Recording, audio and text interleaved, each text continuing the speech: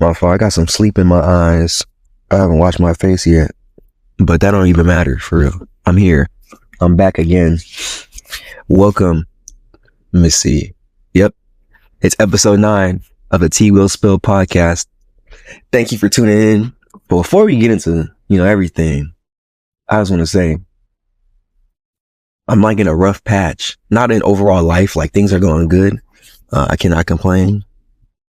Well, if I'm reading something on my phone, I can't complain. Like overall, a lot of things are going great for me in life. I can't, getting closer to God, track going good, school going good, et cetera, et cetera. But my main concern now is this podcast. And, I'm not coming here to make a sad story like, oh, I'm finna give up, or I'm coming to force y'all to really watch the whole episode, or to really tune in and shout me out and repost. I'm not here to do all that. You know what I'm saying? Cause I ain't gonna lie, probably no one's gonna be watching this video. There's not too many people that, I could, really trust and stuff. I don't know why I said it. I don't know why I said trust like it's like me being betrayed. But, my thing is now I'm understanding that I need to put more effort and stuff into my podcast. Like obviously I'm uploading every week, but I haven't dropped the clips in a while, like since episode 2. So that's another thing too. I gotta start dropping the clips again. I gotta lock in for real on this pod, because you never know. I put in hard work and effort in my school, and I put hard work and effort into track, and over time it's paying off. You know what I'm saying?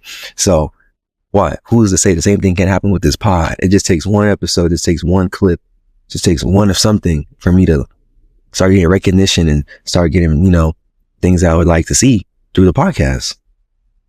Also too, I gotta make sure I also upload my audio stuff on Spotify, just in case, people use Spotify too. I'm gonna have to throw it on Apple Music as well, but it is all about consistency. And, I'm gonna start getting it right with the pod. If y'all actually do watch the episode, which I ain't gonna lie, I do know a couple people because they hit me up, some of my OGs. I call them OGs, but they really just like 1-2 years older than me and stuff, but they're just my older friends. And they actually watch and support, so I appreciate them. Y'all know who y'all are. I'm not gonna shout y'all out, but, I appreciate y'all because y'all really, they are the kind of people you want in your life. They tell you like, yo, you could do this, and they'll watch you do it, and they'll be there to support you while you're doing it. So it just really helps. So they, shout out to y'all for real, man. I love y'all. Y'all really my guys for real. But, yeah, I just wanted to say that real quick. Waste 3 minutes of y'all time talking about me getting right for the podcast, but let's jump straight into it. The first thing, okay, I was reading a message. First thing we're gonna talk about though, I actually saw this, I think it was yesterday, something like that. But this guy is on Instagram, is this clip. In the video, the guy was like, it's all romantic, like I don't know if it's his house or his woman's house, but they're in the house and it's all romantic, flowers and stuff, balloons, candles lit, the lights down low, and his girl, very nice, beautiful woman, she proposes to him. Like she gets down on one knee and everything and proposes to the man. And not only does he say no, but he says no because he's still in love with his baby mama. Now, you already know how I feel about the term baby mama. I feel like it's very disrespectful and derogatory. Like, I don't think a woman should be labeled as baby mama. Like, she has a name. At that point, to be honest, if there's a woman that has your baby, obviously you should still be with her. You know what I'm saying? But other problem is, why did you lead this woman on? Like, Lord knows how much she paid for that ring. And she's already being out of character because, I don't know, me personally, I don't think women should propose to men. I think that's a man thing to do. But she went on her way. Obviously, she likes this man a lot, to go buy him a ring and propose to him. But this dude said no.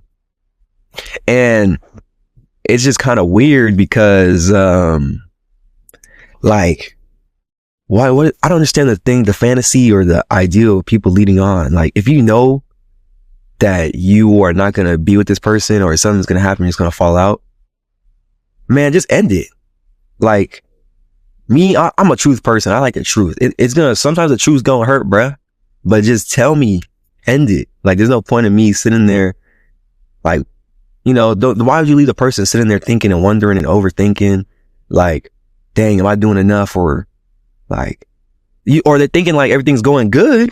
And then boom, you pop out and just be like, nah, I don't want you no more. Do you know how much that hurts? Because one, not only did you waste their emotions or you play with their emotion, but you play with their time. You know, at that time they could have been maybe entertaining somebody else, or sometimes, you know, they didn't want to entertain somebody else, but they could have just at least been, you know, not having, you know, they wouldn't have been living a false life, thinking that everything was so sweet when it really wasn't. It's just so messed up because I don't know how that woman's feeling. You know, I feel for her real bad. I feel for her real bad because like she probably genuinely liked that man. I'm not gonna say probably, she did. She bought this man. She was proposing to him. She wanted to spend the rest of her life with him. So there's nothing like probably about that. It was real, and he just declined her, which is, you know, being declined is not bad to an extent, because once you make a person wait so long and then you decline them, it's kind of like, dang, like you could have, if you knew this, then why'd you let it get this far? You know what I mean? And also, why are you not with your other girl, dude? Like, if you love her so much, you wouldn't have entertained this other woman. And if I'm the man's, the child of the man, wait, I don't even know how I'm saying this. I'm trying to avoid saying BM, but, if I'm the other woman that he claims that he loves, I don't know if I would get back with him. That's just a red flag, because he left you for another woman, and then talking about, like, I don't know.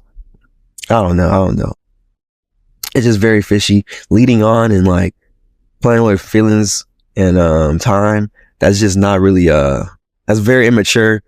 And to be honest, I have done that before in the past, but it wasn't like I'm not gonna get too much into detail, but I have done it one time, like a long time ago. I didn't, you know, since then I've asked for forgiveness and made sure I never do that again.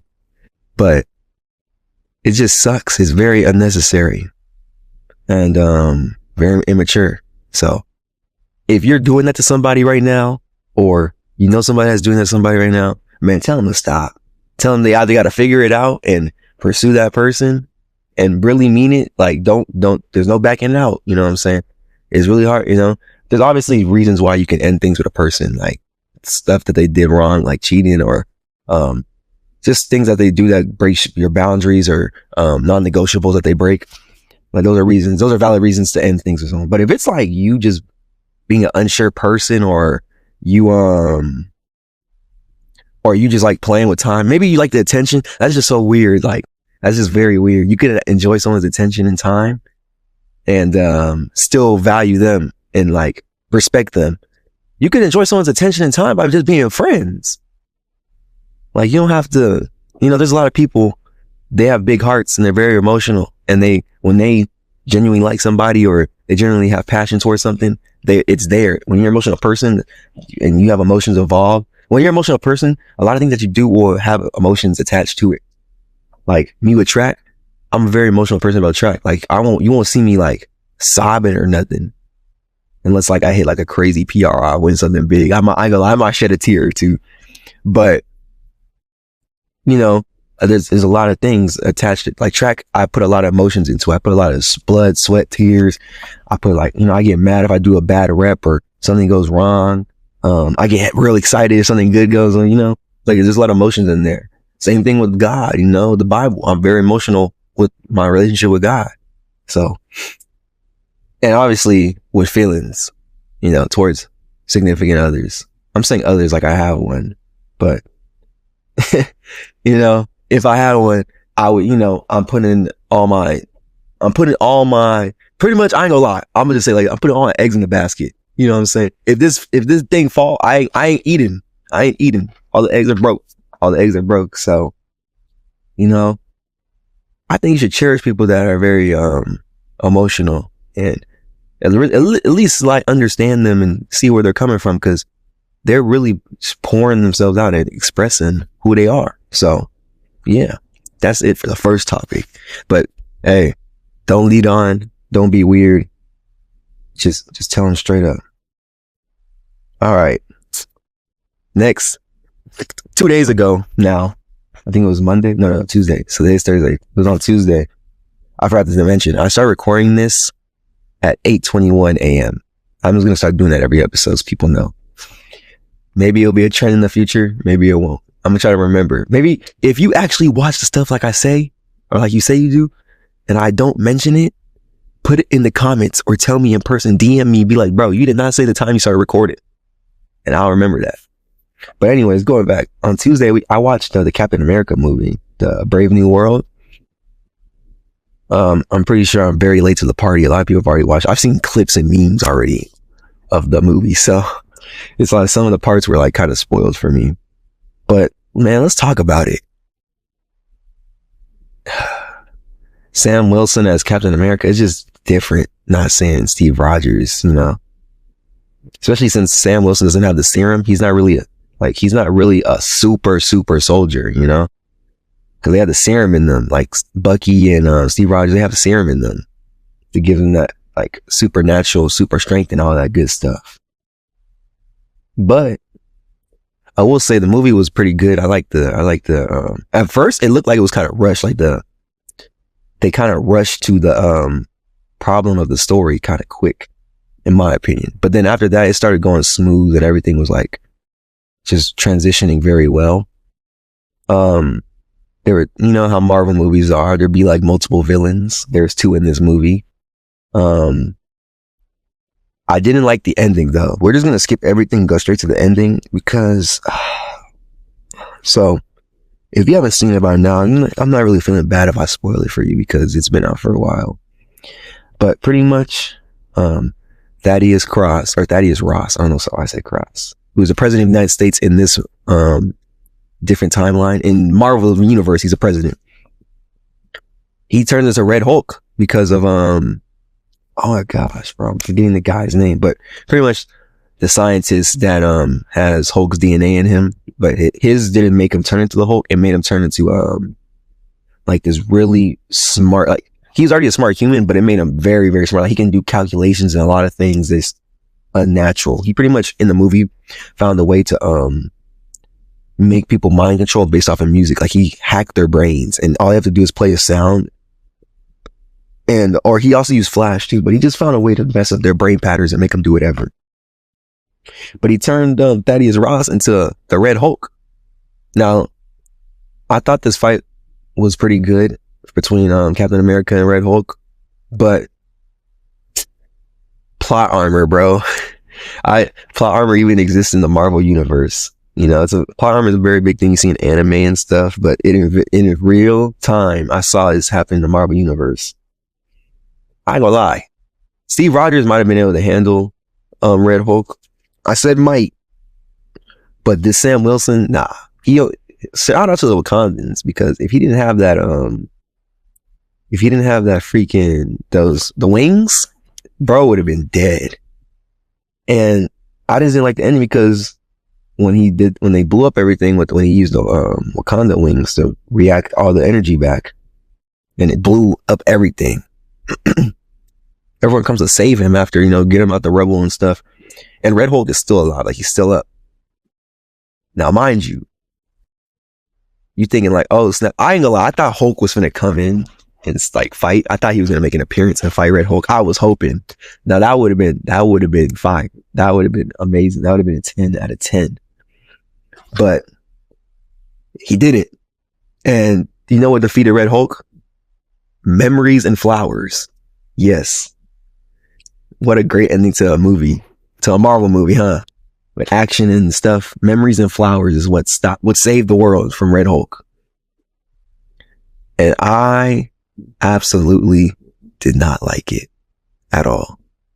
To be honest, it kind of made me mad. Like when that literally happened, I looked over to my homie and I was like, bro, if they end this movie like this with Red Hulk being calmed by flowers and stuff,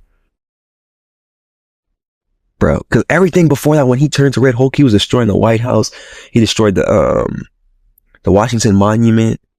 It was cool. He was jumping across he jumped across the whole, I think it's called the field or something. Not the field. It's something called the mall. I think it's called the mall or something. in DC, but he jumped across that whole thing. I was like, dang, this is cool. He's over here breaking stuff. He was throwing helicopters, just like, Hulk would do. And then, bro, he just got beat by Flowers and Memories. It was a very soft, weak ending, in my opinion. But hey, I think the Avengers are coming back, so got something on my eye. Peep that. Man, peep the fresh cut too, man. What y'all, man? Shout out to my barber, Joey. Man, he really be hooking your boy up. He really be hooking your boy up. But that was neither here nor there. But yeah, that's how I felt. I'll give the movie a solid 6 out of 10. Or 6.5, I think I said out of 10 because of that. But hopefully they don't do that ever again in the movie. Oh my goodness. I'm going to go do something real quick. I'm going to cut this video in half. I'll be right back, chat. Actually, I'll be right back, chat. Man, I'm back, bro.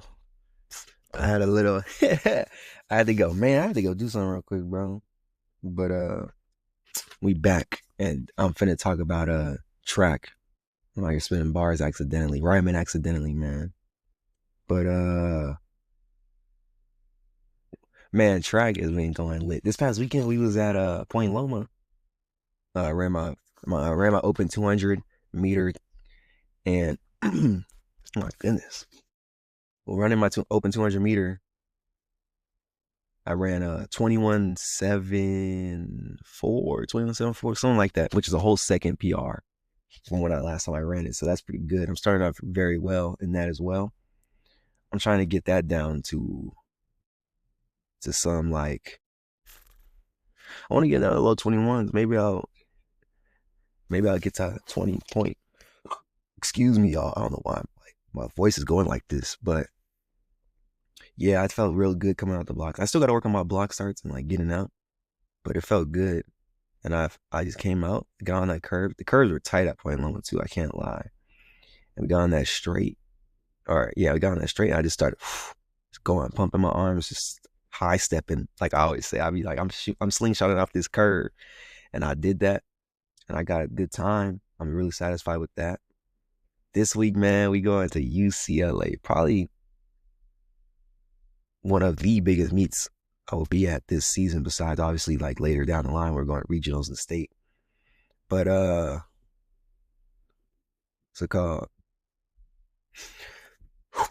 I'm running the 400 again, and I'm in the fastest heat. And this is gonna be the first time.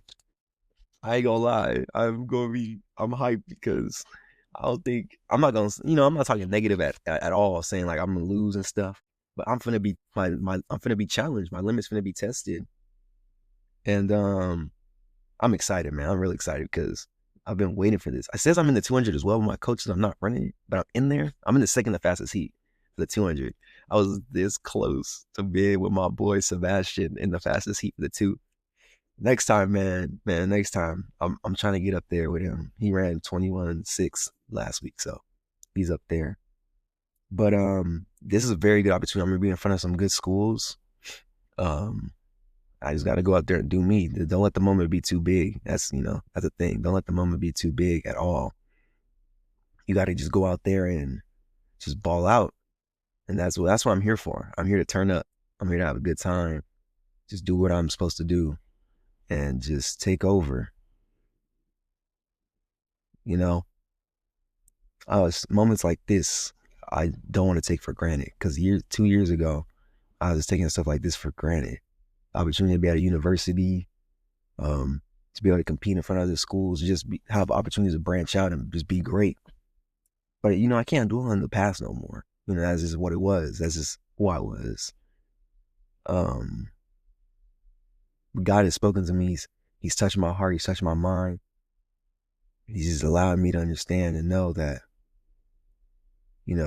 it's all in His timing. I'm still deep into the hole of recovering and becoming a better man and better individual, but I'm not as deep as I used to be. I'm climbing back up. I fell far, but I can sit there and be happy.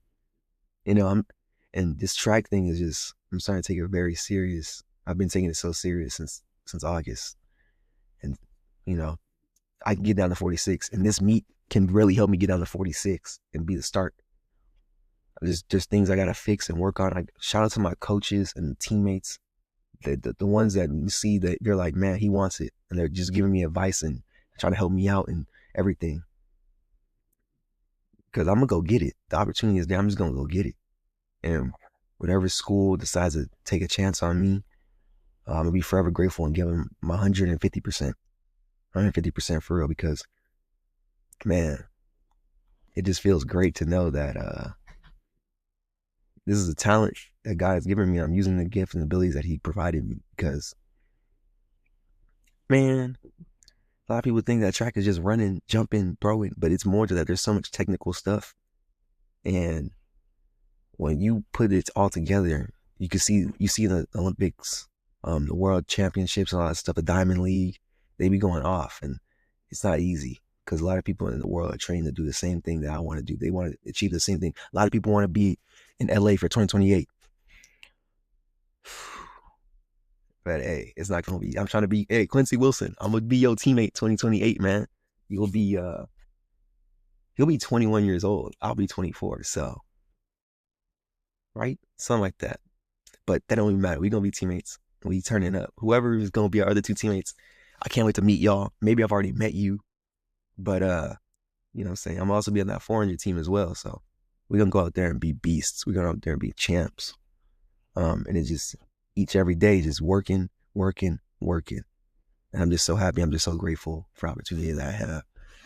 But yeah, I'm also running the 200 this weekend. I think I'm doing a 4x1 as well.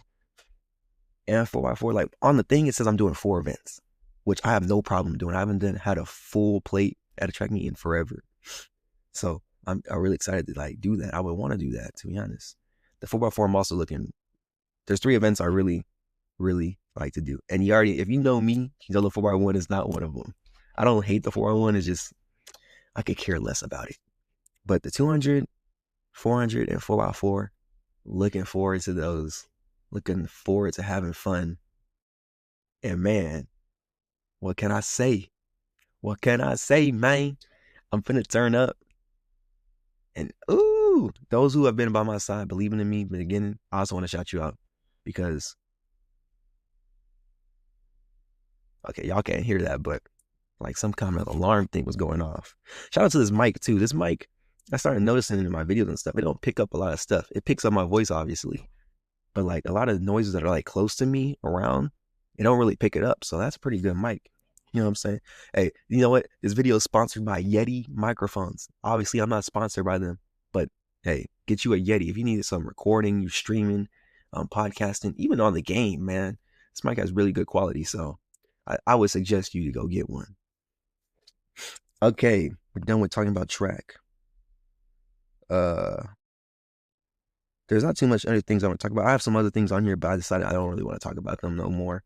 This episode is going to be kind of short, which is cool. Oh, also, there's no questions because I don't think nobody answered the question thing I put up, which is cool. It's cool. I'm going to get that. That's going to be hashed out. It's going to be fixed because once I start putting this time and effort in this podcast stuff, y'all going to be dropping questions. But the last thing I want to talk about was RG3's tweets. He just posted a day ago. And it says, real men know they need God.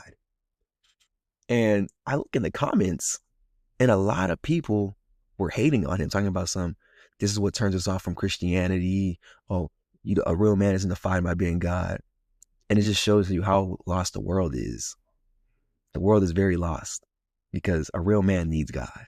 He knows he needs God. Without God, nothing is possible. You think life is sweet, life is good, and you might be living a great life. There's atheists and non-believers and stuff. They're living a great life without God. But what about afterlife?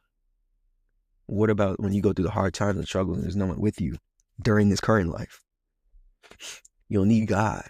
When, you know what I'm saying? When the world turns on you, God will never turn his back on you.